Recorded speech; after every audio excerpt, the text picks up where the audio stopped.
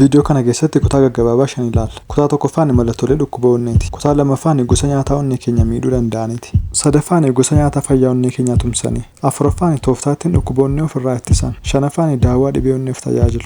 Utoo hojii isaa hin dhaabin akeekkachiisa onneen kennu. Mallattoolee dhibee onneen agarsiisan 10 isinitti himu. Mallattoo tokkoffaan rakkoo hargansuu qabaachuuti. Onneen dhibamee jiru dhiigni gaan akka qaama namaa keessa yaa'u taasisu. Kun immoo dhangala'aan akka somba keessatti kuufamu taasisa. Kanaaf rakkoon hargansuu nama mudata jechuudha. Lammaffaan miillaa fi naannoon jilbaa dhiita'uudha. Dhiigni gara ujummoo kaapilaaraatti deebi'a. Onneen hojii isaa sirriitti waan hin hojjenneef. Kana jechuun dhangala'aan qaama keessaa gara tishuutti dhiibamuu eegala. Kanatu naannoon miillaa akka dhiita'u godha. Inni sadaffaa miirri dadhabbii namatti dhaga'amudha. Maashaan nama dhibee onnee qabu oksijinii gahaa waan hin arganneef miirri dadhabbiin namatti dhaga'amuu eegala jechuudha. Afuraffaan dha'aan onnee namaa saffisaan dabaluudha. Inni shanaffaan osoo walirraa hin kutin qufa'uudha. Kunis kan uumamu dhangala'aan somba keessatti ijaarame sun karaa qilleensaa waan danquuf namni sun qufa'uu eegala. Mallattoo inni ja'affaan tasuma ulfaatina dabaluudha. Onneen dhangala'aa qaama namaa keessa jiru to'achuu dadhabuu irraa kan ka'e ulfaatinni namaa dabaluu eegala. Torbaffaan fedhii nyaataa dhabuudha. Daajestii siistemiin dhiiga gahaa waan hin arganneef fedhii nyaataa ni hir'ata jechuudha. Saddeettaffaan dandeettii xiyyeeffannoo dhabuuti. Sammuunis dhiiga gahaa yoo hin arganne dandeettii yaadachuu isaa fi xiyyeeffannoo kennuu danda'uu isaa ni hir'ata. Mallattoo inni sagalaffaan halkan yeroo rafan yoo amma fincaanii nama qabateedha. Kunis kan uumamu yeroo gadi ciisnu kaleen dhiiga gahaa waan argatuuf carraan fincaanii oomishuu isaa ni dabala.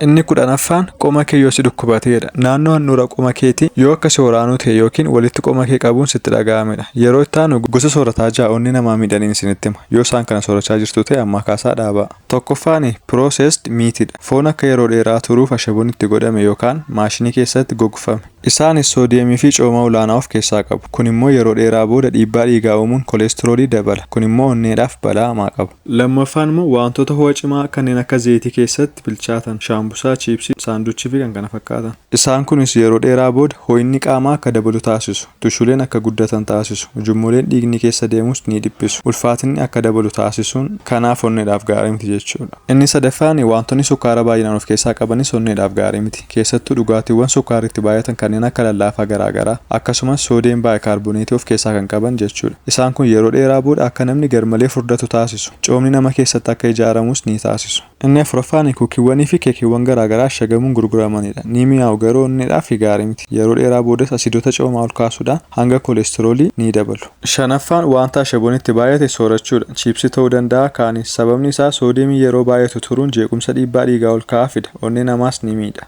Ja'affaan foon yeroo dheeraa akka turuuf dilalleessuun jajjaboo taasifame. Firiijii yookaan jajjaboo dilalleessaa keessa yeroo dheeraaf kan tursiifame. Turtii dheeraa booda kunis dhibee onnee fiduu danda'a. Yeroo taanu cuunfaa fuduraalee onneedhaaf filatamaa ta'an sagaleen isinitti himu. Dhuma irratti immoo sochii qaamaa dhibee onneef gargaaran. Inni tokkoffaan cuunfaa qeesiriiti. Qeesiriin dhiibbaa dhiigaa ni hir'isa. Marsaa dhiigaa ni fooyyessa. Dalagaa onnee jabeessuuf ni gargaara. Cuunfaa roomaanii. Roomaaniin wantoota onnee miidhan ni ittisa. Cuunfaa kaarotaa. Kaarotiin pootaasiyeemiin badhaadhaadha. Dhiibbaa dhiigaa hir'isuun dalagaa onnee gargaara. Cuunfaa loomii. Loomiin qaama qulqulleessuun dhiibbaa dhiigaa hir'isuun dalagaa onnees ni gargaara. Bishaan kookonaat. Kookonaat pootaasiyeemiin badhaadhaadha. Dalagaa onnees ni gargaara. Cuunfaa appilii. Appiliin dhukkuba onnee hir'isuun fayyaa akka ta'uuf gargaara.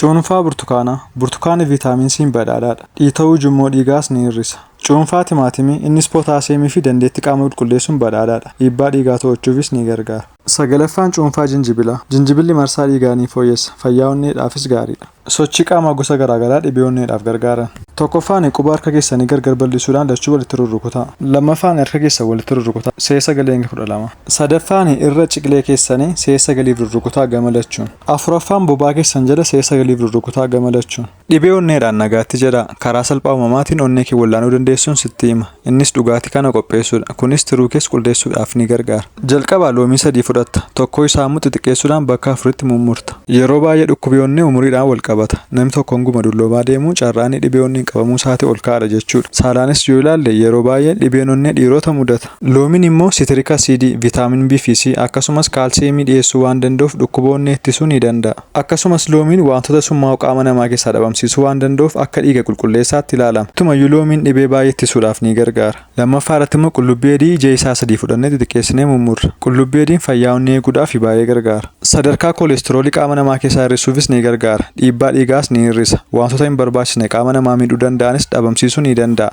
Qaamni namaas akka dafee hin dulloomne taasisa. Sadaffaa irratti immoo jinjibila muraa tokko fudhannee xixiqqeessinee mummurra. Jinjibilli saffisa meetaaboliizimii dabaluudhaaf ni gargaara. Nyaata keessaas annisaa kan kennanii fi tishuu ijaaruu kan danda'an xuuxamanii qaama keessatti akka hafan taasisa. Yeroo karaa deemtu lafaan si maru of si wallaalchisa yoo ta'e jinjibila fayyadamuu qabda osoo manaa hin bahin sa'a muraasa dura. Amma egaa wantoota kana sadan qodaa tokko keessatti walitti maktu. Bishaan liitirii walakkaas itti dabaltu. Sanaa booda daqiiqaa 5 ibidda irratti akka ho'isuu gootu. Daqiiqaa 5 sana boodas akka qabbanaa'u taasistu. Erga qabbanaa'e boodas bifa argaa jirtaniin calaluudhaan yeroo barbaadanitti dhuguu ni dandeessu. Torbanittis yeroo 3 fudhachuu ni dandeessu. Kunis turuu keessan qulqulleessuuf ni gargaara. Dhiiga keessan dabalatee tooftaa kan biraa ittiin karaa uumamaatiin onnee dhibee qabu wallaantaniin isinitti hima. Shaayii daawwaa onnee ta'e kan akkamitti qopheessuu akka dandeessaniin isinitti hima. Kana fayyadamuunis nama dhiibbaa dhiigaa qabuufis gaariidha. Marsaa dhiigaa fooyyessuu fi koolesteroolii nama keessa jirus hir'isuus ni danda'a.